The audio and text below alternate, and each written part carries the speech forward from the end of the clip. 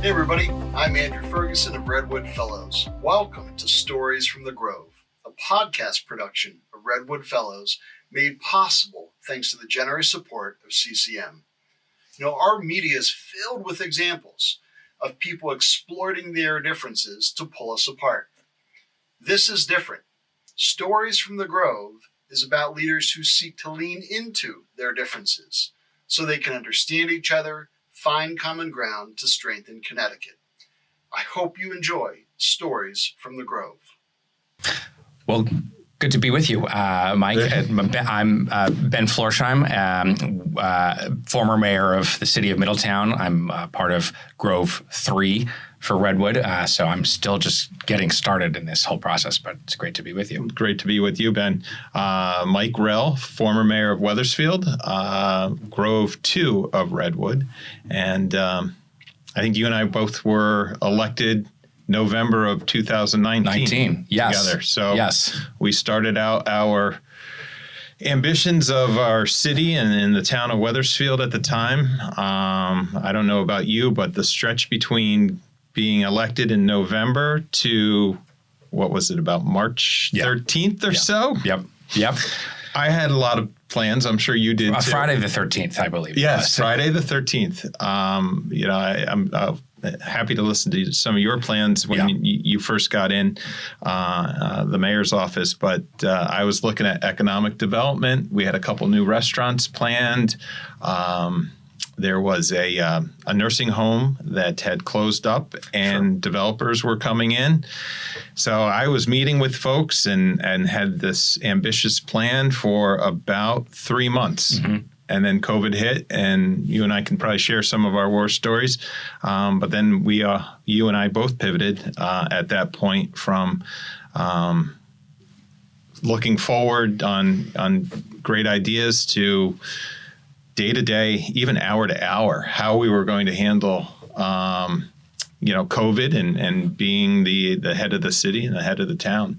That's a great way to, I guess, where we started our political careers. Maybe we can start the podcast that way. Yeah, no, I think that makes a lot of sense. And I think it was certainly the defining event of that period, and I think still in terms of the conversations that we're having all over the state right now, it continues to be the defining event that we're sort of living in the wake of, and yes, that period, that snapshot of time between November and March.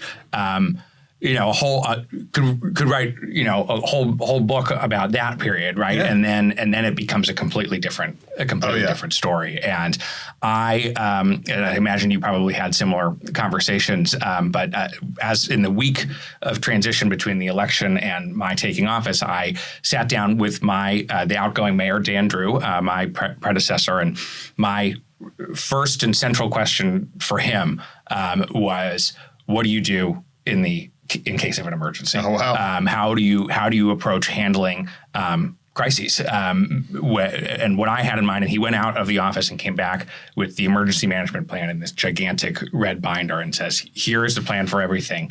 And of course, we're thinking about anything from blizzards, to other types of weather events, to shootings, as an unfortunate reality that we have to plan for, and terrorist attacks at a local or a national scale. There was something in there about pandemics. There was something in there about public health.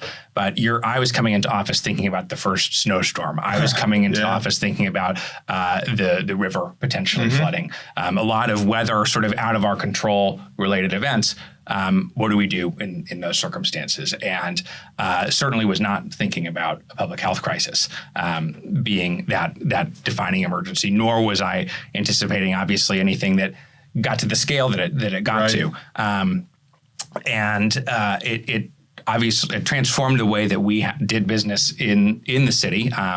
It was also a real wake-up call for me, for a lot of people, of the essential nature of the services that municipalities deliver. Right. And that when the term essential worker or essential industry became invented, that applied to basically everybody in city government. And you see the extent to which things like our water and sewer treatment systems, our road maintenance crews, certainly the police and fire departments, they can't be off, right? And in many ways, they are the frontline responders too to a lot of what's going on. And that also really highlighted, I was thinking to myself, in a crisis, I'm going to be talking to the fire chief if it's a fire emergency, or an emergency on the river. I'm going to be talking to the police chief. I'm going to be talking to emergency management. Did not think I was going to be talking that much to the health department director, right?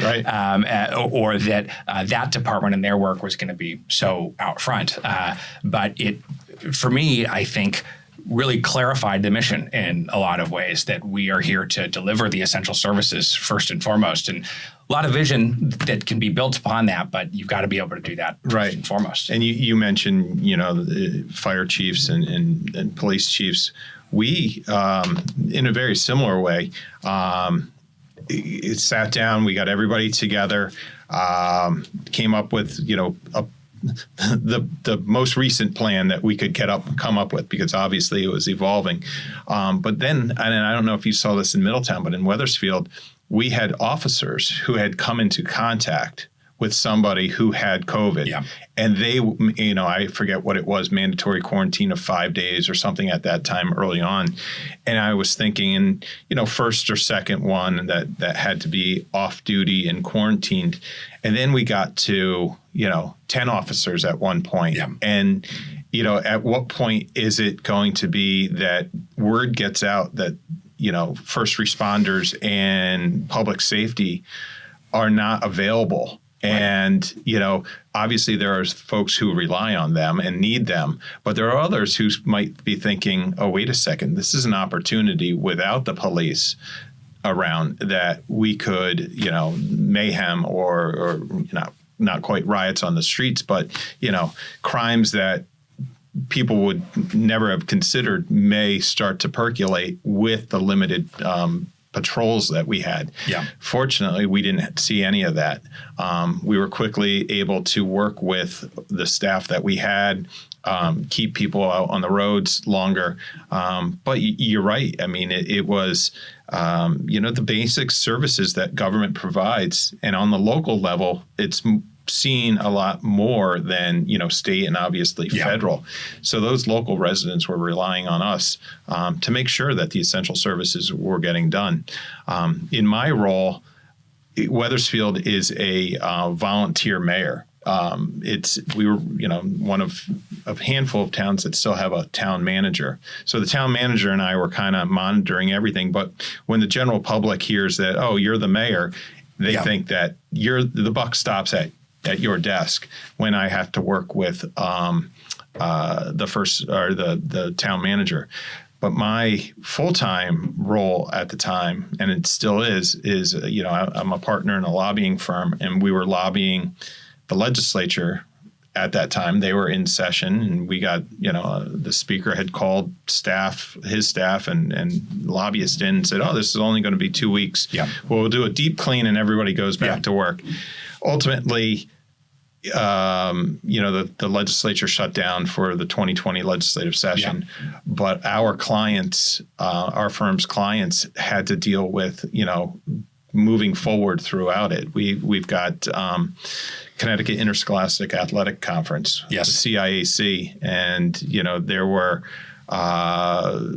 parents and students upset that the spring season basketball. That was a huge debate. Yeah, I remember that vividly. And Connecticut's CIAC was one of the first to say, we're canceling the season for, and it was right in the middle of playoffs. And then they canceled baseball and everything that was starting in the spring. And ultimately they had to cancel football in the fall. You want to hear an angry parent on the phone is when football, high school football is canceled. Right. But I was hearing it from the public in Wethersfield as the mayor, but also my client, the CIAC, at the state level, was hearing it, and we were working. The governor at the time, legislators at the time, were working with us. Executive orders were coming out, and we were reading those.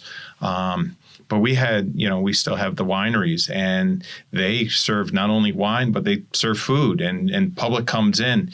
And there was a difficult period of, what is a winery? Is it a bar or is it a restaurant? Do we have to close them down? Do they have to be outside?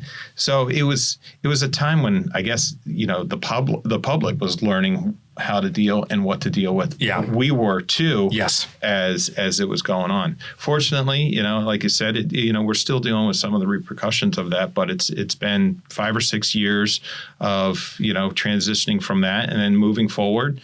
And I think a lot of the help from both the federal and state government and our experiences can prepare us, hopefully not for anything as large as COVID, but like you said, flooding of rivers or fires or snowstorms, anything that may be coming down the pike for us here in Connecticut. I think it was a good experience to get us going. I think, and people would comment to me like, "Oh my God, you couldn't have picked a worse time to start." Basically, not that we would have had any idea going in, but there was also, the way that I thought it, the circumstances were kind of what they were, but I would talk to people who had been in the role for longer, who I think had a hard time adjusting to. Suddenly, this was the role was this very public facing role, and we should talk about town manager versus all the different setups that exist in the state and around the country, because I think that there's a lot of interesting. I'd be curious about your experience in the town manager system, and I think that there's pros and cons certainly to both approaches, but all of a sudden government had to focus on one thing. Essentially, we had to keep doing everything else, which is, I guess, the point we were talking about earlier. But all of a sudden, this had to be the priority focus, and the granularity, the detail of the types of decisions that we were having to make.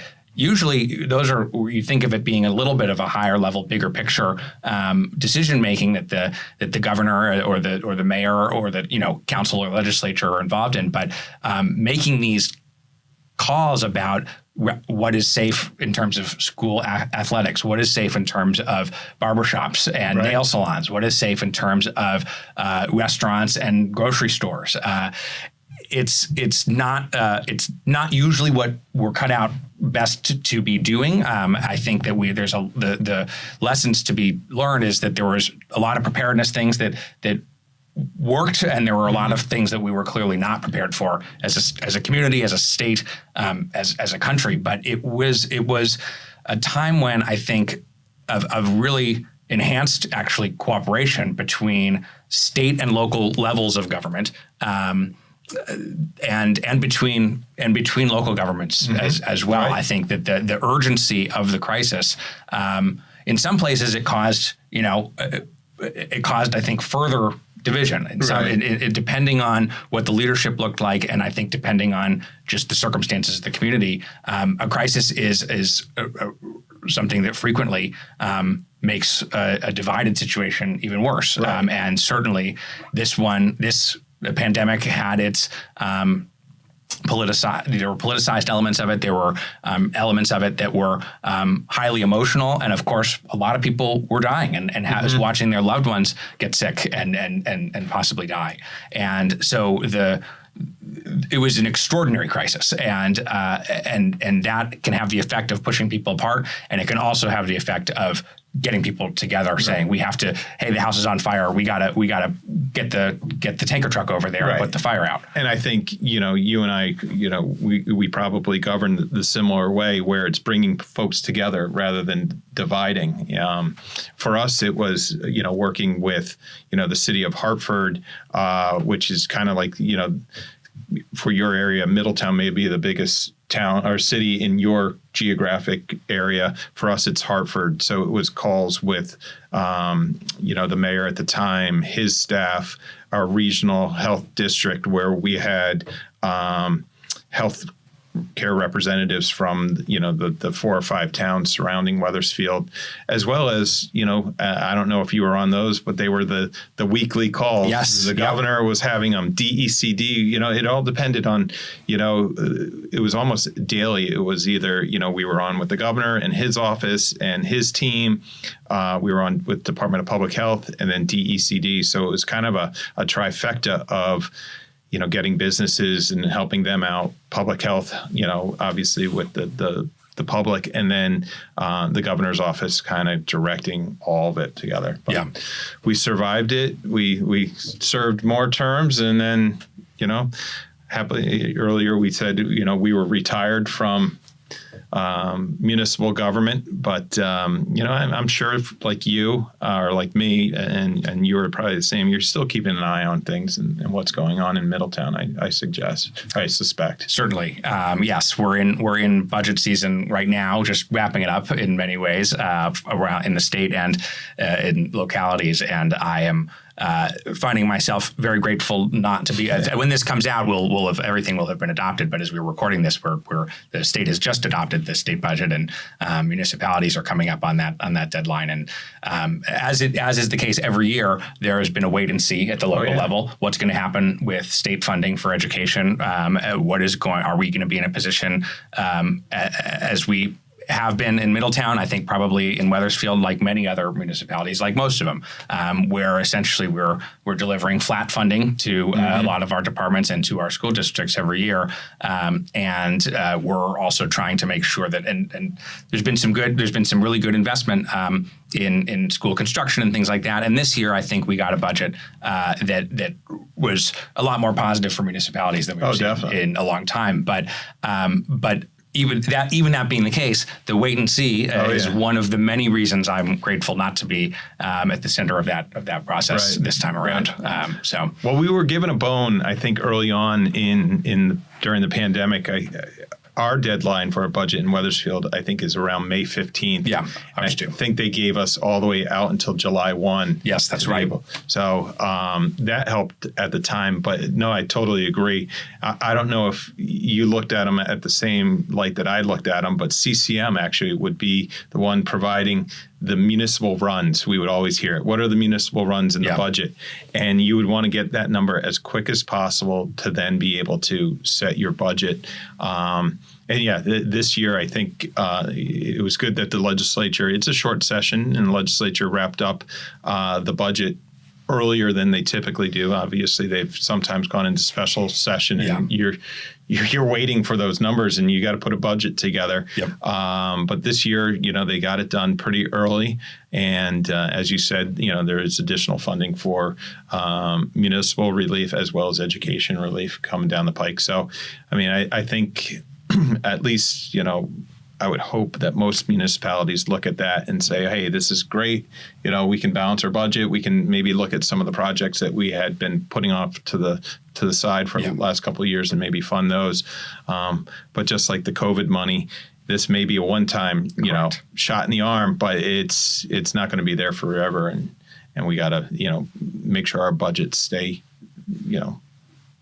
don't count on that every year. Right. And I think but it speaks to the continued need, in my opinion. And this is there's a lot of obviously bipartisan agreement across municipalities on this, that the funding formulas, the structures need to change, because it was true. The COVID money, the ARPA, the American Recovery Plan Act, and all the associated legislation was an extraordinary deviation from what we were used to seeing from either the state or federal level in terms of just direct funding for municipalities to have a lot of discretion over what types of projects, as long as that they were oriented towards public health or community development. As we could use that to redo sidewalks, to build new parks, to make water and sewer improvements, to help fund our youth services program, all of which, among other things, we did.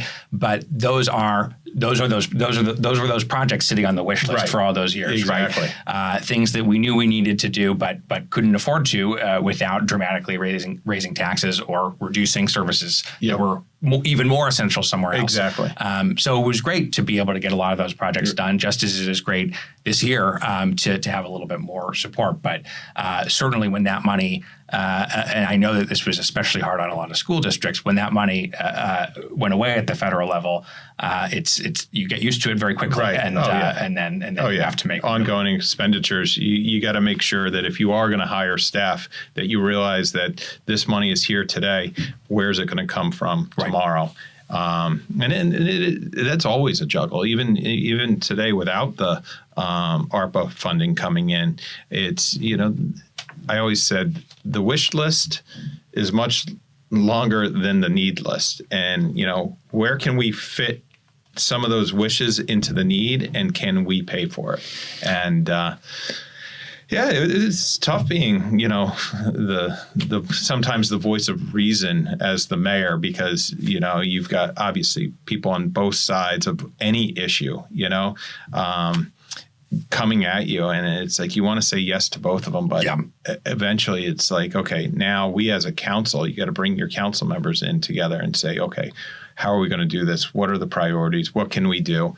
But I'm glad, that after, the year or two that we dealt with COVID, that we kind of got Middletown back on track, Wethersfield back on track.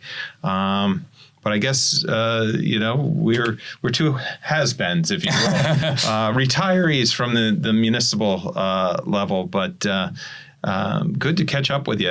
What have you been doing since being mayor? So I am also. I'm thinking of it as remaining in public service in a sense, and it's not something that I really thought that I would find myself doing until I was in this job, in the job of mayor, and seeing and working with our school district and sort of what was going on, largely in the wake of the pandemic, as we've just been talking about. I am becoming a school teacher. I'm in school, and at the UConn NEAG.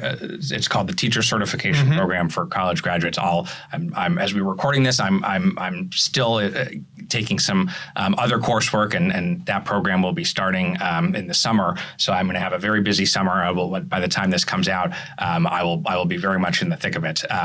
But I'm going to be getting my graduate degree and my certification to become a school teacher here in Connecticut. My goal is to be in a middle school or a high school, and the big challenge that I have to figure out is which is going to be the better fit. But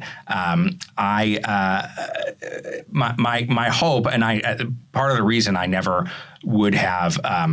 Never really, and my dad is a professor. My mom was an academic. I come from a kind of overeducated family in a lot of ways, in the sense that I grew up on a college campus, and education defined a lot of my path up until the point that I graduated from college, and that was when I was getting involved in politics.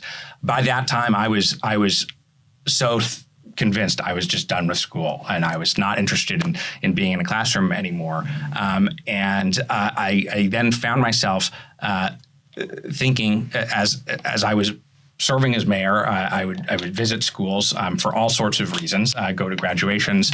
I would go to Read Across America. Worked with our board, with our superintendents. He had a couple different folks who served in that role. And I found myself realizing that I saw myself back there, and that I was interested in having had an interesting life in politics, and having had an interesting life leading a municipality, that there were. Where I had nothing, I felt like I could impart to a learner. Before I found myself thinking, I think that this is the next step in my public service is trying to bring some of the lessons back to another generation, as well as just having I think something that surprised me. when I was with young people, and this was from kindergartners up to teenagers, early 20s. And I was relatively young when I took office, but those are the voices that are going to be most honest with you. That's what I kind of found that when you are kids say the darndest things. Exactly. Yeah. And when you have the title and when you have the office, it very quickly you start to feel like, and not in any kind of nefarious way necessarily, but everyone who talks to you has an angle. And everyone who talks to you is looking for something. And everyone, you're not getting the full story. You're getting a better version of the truth, or you're getting a more urgent version of the truth, but you're not necessarily getting the whole truth. And you're not even really getting necessarily the whole person that you're talking to, because they don't see you necessarily as, and this is the great thing about local government, and the challenging thing is that you do really get to know people, but there's still that separation that comes with the role. And kids are, if they're going to BS you, they're not as good at it yet. So you can kind of work with that. But usually they're not going to try to BS you in any way. Usually they will be very straightforward with you, and they will ask questions that you wouldn't I don't know have about teenagers. I've got 2 at the house right now, and I think it's probably different when they're in your house. Pretty good at BSing their dad every once in a while. Fair enough. Yeah. Maybe. That's actually great to hear. I didn't know that, and I'm going to follow up after this is recorded. Yeah. I actually went to college to become a social studies teacher. Oh, well, we'll have a lot to talk about. So, and I'll put a plug out to Brookfield High. My junior year, I had Mr. Chamberbitch. He was the tweed jacket with the leather elbow pads, social studies teacher. And I really got hooked on wanting to be a teacher. 4 years of college, and I came out of college, and I said, I don't have the time. I don't want to go back to college. I don't want to go back to school. I needed to get a certification, needed to get the master's. Yeah. So I said, like many people do, I'll put that off. Yeah. And then I got bit by the political bug. As you talked about your parents, my mom was in state government for 20 some odd years. My father was an airline pilot. Oh, wow. And it was like, I wanted to be the teacher. I wanted to mold the minds of those that could be molded. As you said, the younger kids. Somebody had said, you didn't want to be a pilot like your dad? I said, no, that's too nervous of a job. You're always, what's going to happen? Is the plane going to stall, or we're not going to be able to land? Come to find out, being in politics, that, you're actually more nervous in politics. It's probably a lot like flying a plane, except there's more fail-safes on the plane. More fail-safes, and then you can also put it on autopilot. Right. And kind of catch your breath. Yep. When you're in politics, you really can't do that. Correct. And, going back 30 some odd years, I wish I had said, oh, you know what? I'll become an airline pilot and served like my father had done. Instead, I, immediately out of college got a position in Hartford working at the legislative office building, stayed there for 20 years inside the legislative office building, in the last 10 years working in government, in lobbying government. Yep. And it still is all connected. It's, either serving as a mayor, working in public service for the state, or lobbying for your clients to the state. So it is kind of the world that I grew up in, at least from my mother's side.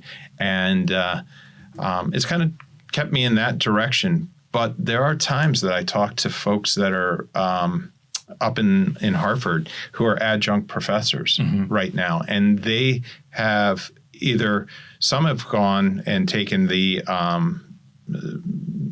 quicker way to get your certification. I forget the actual term. The alternative route to certification. Alternative route to certification. And they keep coming back to me and saying, Mike, you got to do it. If you still have a passion for teaching, your wealth of knowledge from 30 some odd years, you could teach a civics class. You could teach American history, American government. Some have even asked me to come to their universities and talk. I was just up at a event in Hartford last week, and somebody was talking to me about kid mayor or kid governor. and I'd said, "Oh, we do something similar in Wethersfield," and he kind of pulled me aside and he goes, "Hey, would you ever want to talk to my class?" I said, "Sure." Yeah, I, just like you see these kids that you don't get any BS from, like you said. Sure, I'd love to get. So we've been, hopefully contacting each other over the summer. So sometime in the fall, while campaigns are going on, and everybody's kind of like looking at, some of national, some on the state's side of politics, to kind of get these kids that are, this would be for high school, the 13 to 16, 18-year-olds, where maybe we can hear from them and they can hear from me. But more importantly, I would like to hear from them what their thoughts are on this. So, it's great that you're going that route. I've got a couple more years on you, but at some point, that could be something for what I have a passion for in politics and teaching, that maybe when I retire from the current gig, going out to be a professor or go through that alternative route to teach. We'll have certainly a lot to talk about, and I think that there's and I have a ton of respect for, and my wife is one of them, teaches second grade, and has always long known that was going to be her career, and planned that through college, and went into her master's program, and has been teaching ever since. And there's also this seems to be a crying need, especially at the higher grade levels, for people coming out of professional and leadership particular roles in schools. And I think I'm also daunted by the whole thing, because education, just like everything else, is changing in such dramatic and unpredictable ways right now. But also, that's part of what my interest in history and social studies is. This question of how did everything get to be the way? What is going on here exactly? Right. How did it get to be the way that it is? History does repeat itself, indeed, and you can see when you start to examine, and the big question that I think is it's the question for the youngest generation always to be revisiting, is what do I see wrong with the world, and what are the problems I see? What are the challenges that I face? And how did they get this way? Is I think the most important next question to ask. How did it come to be this way? Is how you get to the answer of how you address it, how you solve it. And the more that people understand, this is what got me interested in government and politics, is that this is a world that has been built by people, and that we all have a role in a ostensibly self-governed society to govern ourselves responsibly. Right. And that is a very challenging message for every generation, I think, to learn how to teach the next generation, because it's always the same. It's always the same one, but it's we're communicating it in different ways, and now we've got the 250th anniversary, right? Lots of civics education focus on that going on, but I think with any anniversary of that magnitude, and I was watching the King's speech to Congress, and he said, I understand, I'm here as part of, we're celebrating your 250th anniversary of independence, as we say in the United Kingdom, just the other day. Right. It's still we're a very young country. I was just going to say that it's an occasion to sort of look at how do we get to where we are, good, bad, and ugly, and what kind of country do we want to continue to be? And I was, that's a perfect analogy with the King's comments, because they are centuries beyond our 250 years. And in fact, last night I was watching a program on something about universal mysteries or something on History Channel, and they were talking about these statues that were found 40 ton statues in Mexico that they were carbon dating around, and they were dating them 1400 to 1800 years ago. Yeah. And here we are talking about Americans' history of 250 years. I mean, it's just a little blip. Yeah. But in that time, we are, a government that many countries emulate and want to thrive in their own countries the way America does. And it is, it's that idea of being able to teach these kids, like, where were we? And everybody knows George Washington was our first president, but how did he get there? Yeah. What did he do after? What did his successors do? And then you go and more to, to present day. But you're talking about how these kids, learn and through the experiences that others may be able to provide for them too. It was great years ago that you would be able to get a former shop employee from, UTC or Sikorsky to come into school and teach these kids, right. Shop class, as we called it back then. We're not seeing so much of that anymore. There are some, but those that come from the financial world and they've, had a successful career in that, and being able to bring that, because I know the legislature has just instituted financial literacy for these students to learn. But I think we also have to, as you were saying about civics and American history, let's talk about that to our kids, and because they are the future of democracy. And if this blip of 250 years is going to succeed beyond our years, that this next generation and the generations that follow are going to be the ones that need to continue that experiment of democracy for right now. For sure. Yep. I wanted to come back to the town manager question. I was reminded of it because you were in talking about American history and the Constitution. I was and Washington in particular, who he's this revered figure, but he's kind of an enigma to most people. And I'm probably tipping. I just watched the HBO miniseries on John Adams, which is outstanding. Yep. Paul Giamatti plays him, and Laura Linney as Abigail. It's been out for years, but I finally got around to watching it. And you mentioned how many modern democracies have modeled themselves after the United States government and have written constitutions modeled after our own. But that one of the things that is kind of unusual in our system is and this is in the Constitution, that the compromise that represents the presidency itself, where it's collapsed the head of state and the head of government into one role.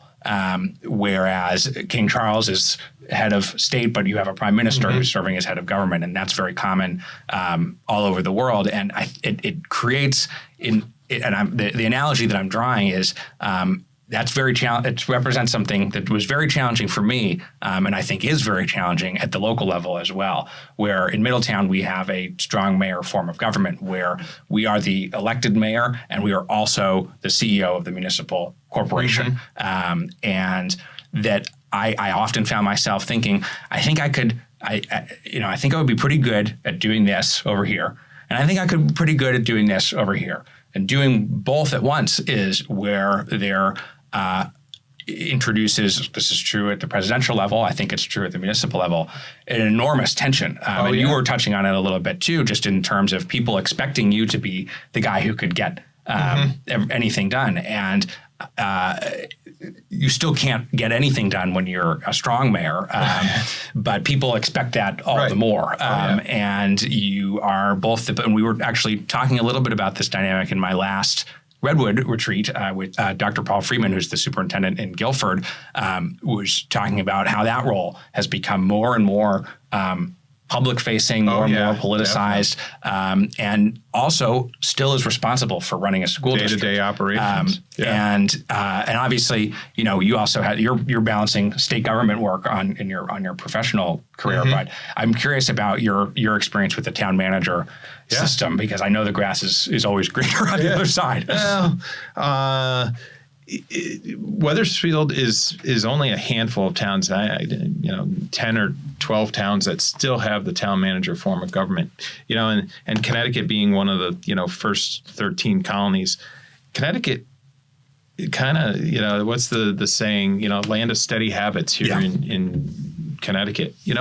If you're going to break from the town manager form of government, which I think there were more of years ago, some of the public didn't want it. They would go out to referendum and ask that question. Yeah. And I think Hartford was one of the most recent cities to deviate from a town manager to a strong mayor. At the time it was, everybody thought Mayor Mike Peters of Hartford. Mm-hmm. Everybody knew him as Mayor Mike. He had the restaurant Mayor Mike. He was the guy that was at the first pitch of Little League to late nights at the city council meetings. But behind the scenes, the CEO, the town manager, kind of did the operation. Yeah, he was the face of it. But not a lot of people thought that of the mayor at the time. If they needed something done, they would call him and, but it'll get done. I called, Mayor Mike. It'll get done. Yeah. In my case, very similar. Yeah. The general public. The general public doesn't really know how the functions of government and the nuances of town manager form or strong mayor form, yep. or even the legislature, the senator. I've got folks calling me and they say, can't you just reach out to Congressman Lesser?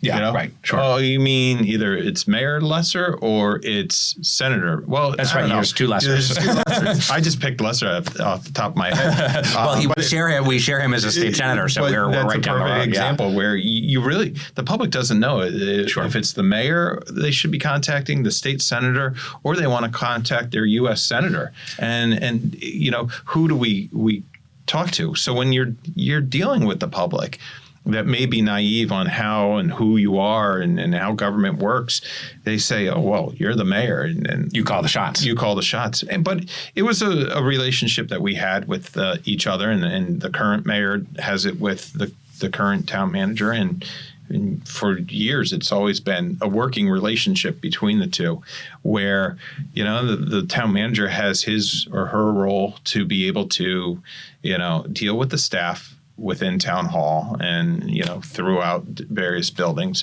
communicate with that superintendent, all the districts have.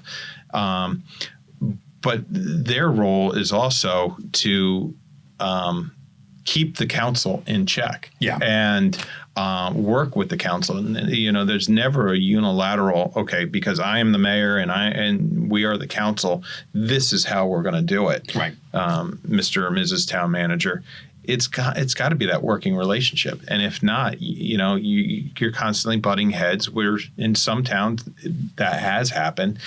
And the fallout is that the public suffers in that. And it's almost a stalemate in government where you've got folks that disagree with each other, almost like Republican and Democrat on the council or in Congress or in the White House and Congress. It's that, partisan politics gets in the way of things, but it becomes very personal too when it's at the local level. On local level, yeah. Everybody. Yep. Your kids are on the same ball field as other kids, and the parents personally. Right. They're your neighbor. It's not just another person on TV, down the hall in the Capitol. Right. It's just they could be. It's an unfortunate development. It helps in campaigns, though. It does. When the neighbors. That's very true. That's very true. It could hurt or help you. It all depends on how well you treat the public. But I always said it like this. It's like, listen, I'm not going to get into a partisan fight with folks because tonight we may be bitter enemies and bickering back and forth, but you know what? Tomorrow I'm going to be seeing you 100%. On the sidelines. I think of it in exactly the same way, and I'm always amazed that people operate differently. Right. They think that it's better to operate a different way. But I think again that's. Among the and it's one of the reasons why I think it's interesting to contemplate the different ways that the towns approach the roles. There almost is a built-in and this was less true, as I was talking about earlier. This was less true when there was a emergency that we all had to deal with together in the form of the pandemic. But as a matter of course, there is discord between mayors and city councils. There's discord between city government and boards of education. There's discord between municipal government and state government, and it's just ultimately the reason that we have politics is because there's competing priorities and a limited number of resources, and we all have to sort of, again, in a self-governed society, we have to figure that out somehow. And there is this.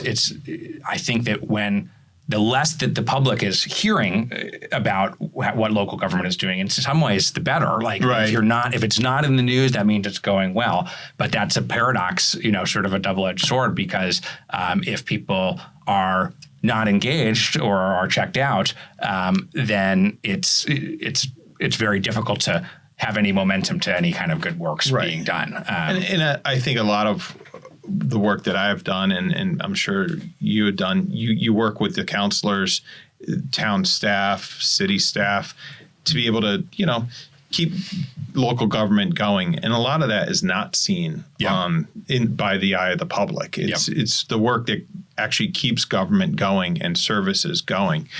But it's and we're seeing it more and more now, is the upfront, in your face, on TV, captured on cell phone video.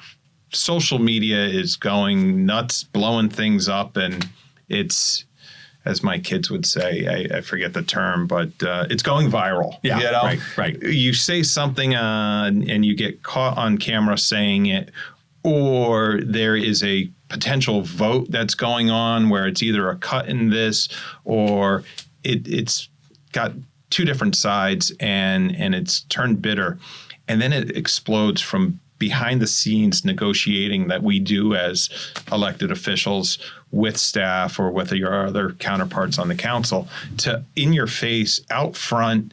You can't get away from social media because whatever you said or somebody said is being blasted out there.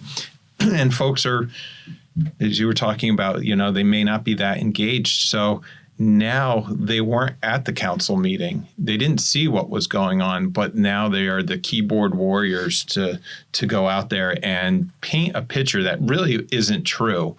Or if it is true, blow it up so much that you get more attention to it. And now, not only are you defending your actions that you did on the council or whatever, but now you're spending time kind of on social media looking at those and kind of checking out what they're saying and trying to defend your record on that. Yeah. And, that's one thing, I'm actually working on with when my mom had retired from state government, she created the Rell Center at the University of Hartford.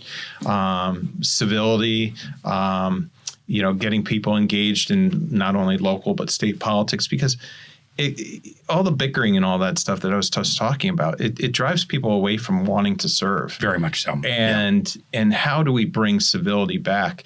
And how do we get folks that say, despite the fact that I'm going to get beaten up for if I say one thing or the other, nobody's going to, what's the old adage? Like, I tick off 100% of the people 50% of the time. Right, exactly. Or I take off 50% of the people 100% of the time. Right.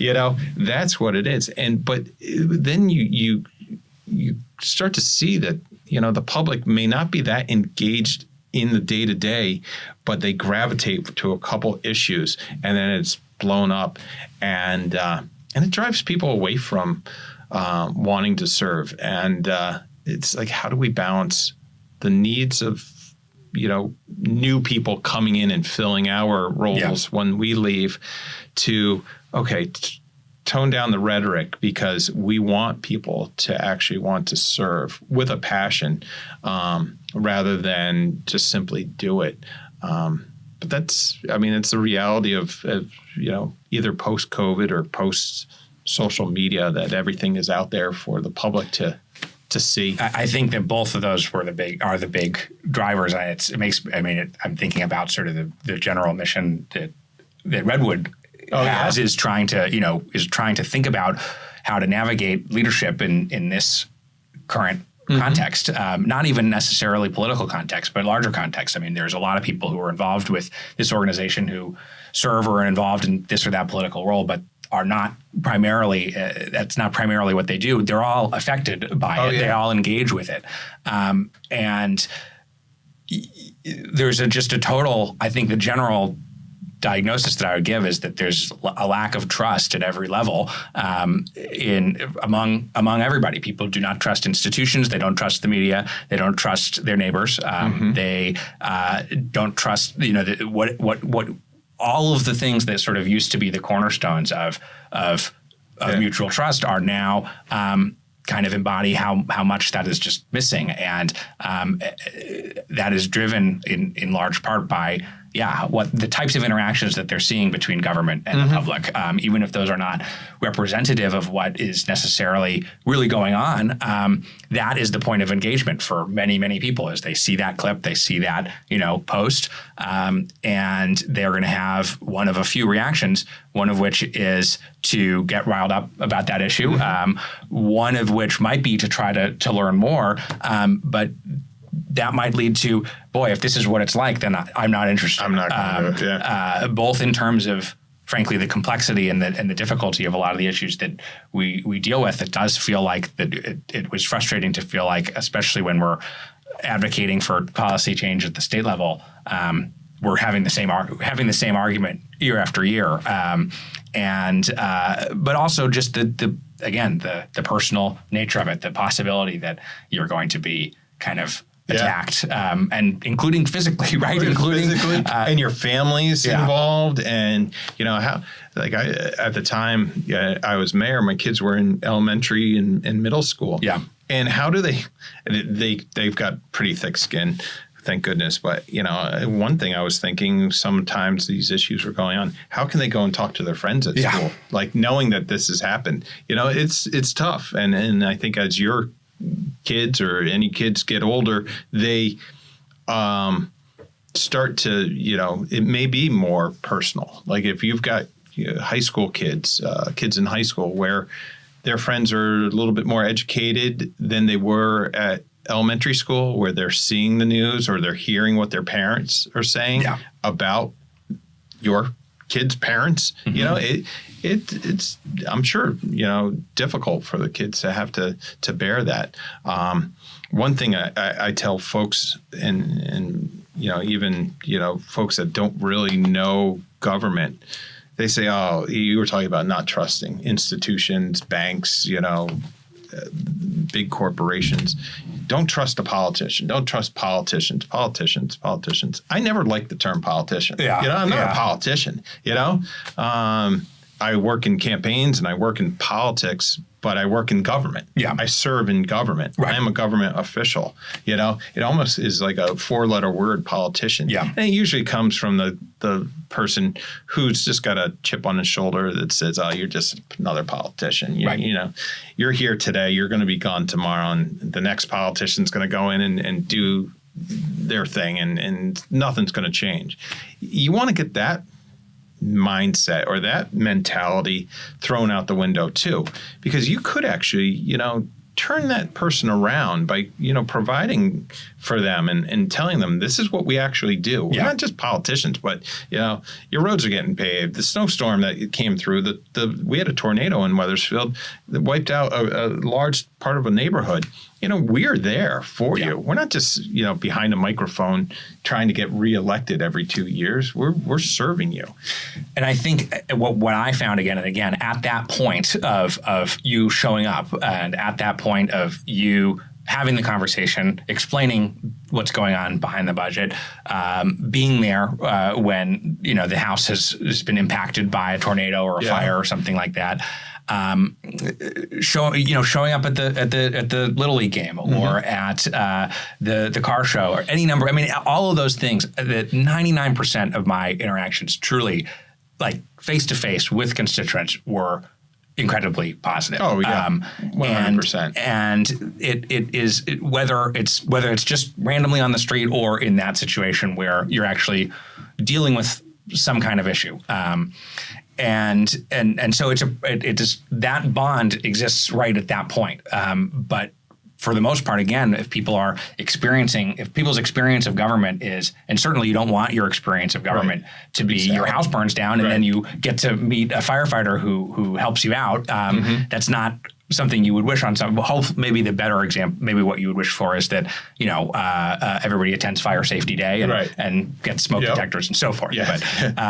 But if people's experience of government is not is primarily what they see on the news or social media or what they just kind of hear from people or imagine, as opposed to going and seeing how does a fire department work or how does the paving program work and how does the budget get adopted for all these things. And it's I think that there can be a tendency to put kind of too much back on people have their lives to live and all that stuff, but the thing that does need to change, I think, if there's going to be any future beyond this 250 and counting, is how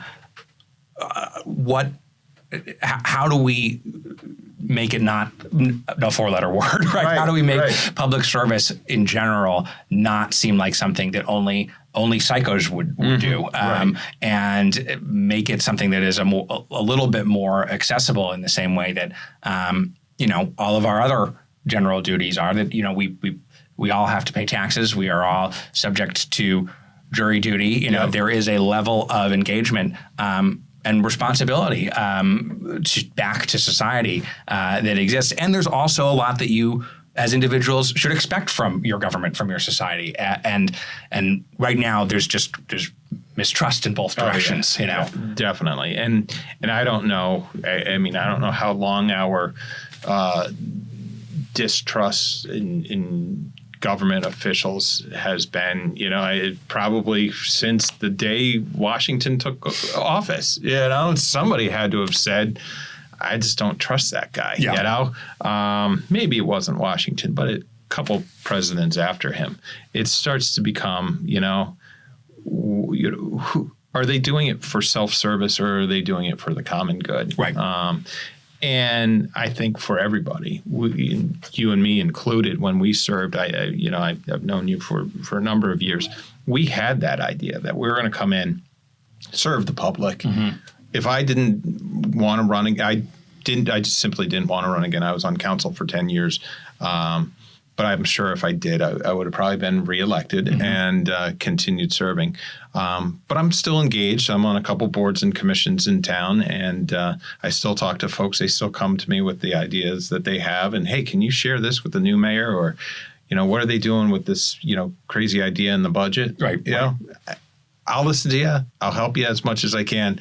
But I'm happy to go home at night and not have to be, that forward-facing mayor anymore to now have to deal with, the reality of being mayor at that time. Yeah. I think it is something that has that does have, for better or for worse, has sort of a shelf life to it, right? I think that there are different ways that you can serve, and I do see it. I see the continuum being a straight line. I worked for Senator Murphy in his congressional office for a number of years after college, then served in this role and going into education. It feels like a natural continuum to me, even though they're all extremely different from one another in terms of what they're like on a day-to-day basis. But there is a point where you can be, I think, very effective in that public-facing role where you're the communicator, where you are the central figure in the town. And there is a time when it's appropriate for somebody else to take that role. I think there's been there have been a few mayors in Connecticut who have served for decades and decades and decades. And I think that you've either got 4 to 8 years, or you have to commit to it for 50. And there's not a lot of in between. I don't think my wife would commit to 50. Yeah. But and just listening to you, I'm actually thinking about your role and soon to be a teacher. Is that it's very similar. You are, while you are mayor, you're shaping policy. You're shaping how people deal with their local government. When you're a teacher or in education, you're shaping minds and you're using your experience 99% of the time for the good. You know, when you are a mayor or in local or state government, you are doing your best to provide as much good for the public as possible. Right. When you're a teacher, I would assume, and one day maybe I'll be in the same shoes you are in teaching kids, is that, you know, you're just putting your best foot forward. You're using your experience, your knowledge to be able to shape the mind of the child. And then when you come home, you say to yourself, I did what I could do as best as I could that day with the kids. And I'm sure you said it when you came home from a late night council meeting. Yep. I did the best I could. Yep. You know? Yep. And, you know, then now tomorrow's a new day. One thing I'm looking forward to is having a bell again. Can you imagine if there was a bell at the end of a council meeting? Because I was saying, now going forward, classes, meetings, it's not going to be 6 to whenever. Right. It's going to be 6 to 8. Yep. You know, you're going to have a time when it's over. Yes, the interminable nature of those things could take a toll. But you still have to just say, hey, I did the best I could. And you'll have that audience in front of you. Yeah. And they're not staring at you with daggers coming out of their eyes. They're staring at you wide open, eyes wide open, you know, wanting to learn. It's going to be great. Congratulations for you. Thank you. Thank you very much. It's like the worst case scenario in a classroom is that a kid is like sleeping, right? You're right. And I would take that in a council meeting. That would not be the worst case scenario. No, but now I'm thinking you may get the parent who might say, you know what you did? You promised me you were going to pave my street 15 years ago, and now you're teaching my kid. I don't trust you. I've got to be. No, it's not just the kids. It's not just the kids that I'm thinking now. It's you got parents now. You like you said about superintendents. You're forward facing. You're facing, and you know you got to grapple with the comments from the parents about not being able to teach them properly, or why are you disciplining my children? Yes, you know? It is absolutely as you know, not to the same extent as a elected official, certainly a mayor, but it is you're still a public figure in a lot of ways. And at my graduate school orientation, a lot of focus was spent on how careful you need to be on social media, which I think we learned that by going through the fire. But I've got, and the cohort is cool because there's people who are my age, there's people who are older than me, and then there's a lot of people who are like coming right out of college. So it's going to be an exciting group to work with. But I think especially for the generation below me, it is just such a natural part of interacting with the world is through social media, and but everybody can see it, including the parents who will call the school district if you're playing a rap song with swear words in it, that kind of thing. And it's just again, you learn that lesson through being. I've learned that lesson now in politics. You don't want to have to learn it as a teacher, but that's the reality and that's true for any kind of public service. Oh yeah, and I even tell my own kids, be careful. Yeah, the last name Rell goes a long way in the state of Connecticut, and it's got. Thankful, I continued my mom's legacy of it, and people liked me as much as they liked her. Be careful what you say, kids. Don't post anything on social media that you didn't want your grandmother to see. Yeah. So because when you're doing it, it'll be on the front page of the newspaper. Yeah. Yep. That's very interesting. So I'll just say as we wrap up, and this organization is a very interesting one because it's developing its mission as we go. I understand that there is a mission, but it's such a new concept, and we were always, there's groups of mayors who meet CCM, different groups of leaders meeting in different settings, but that cross-pollination is what is trying to be achieved here, and I think it's been a really cool thing. And I got brought into it by our City of Middletown New Services Director, Justin Carbonella, who was in, I think, the first cohort. It feels interesting to be at the beginning of something in this way. No, I totally agree. It's kind of a new idea. and Connecticut's a small state. Very small state. Yep. And, there are now 3, I think going on 4 cohorts. I'm in cohort 2, looking at, what did the first one do? What are we currently doing, and how can, it be shaped just like you shaped the next cohort going in? But it's a collaboration too. There are leaders from various sectors, public sector, private sector, southeast corner, northwest corner. I mean, it touches the entire state. Yep. And I think being able to work collaboratively and get our message out in the future will start to resonate with the public that, there is a group of people who, for the greater good of the state of Connecticut, devote their time to better our environment. Yeah. Look, Ben, it's a good thing. It's great to see you. Great to catch up with. We'll be in each other's classroom someday, perhaps. Definitely soon. Yeah. Cool. Good.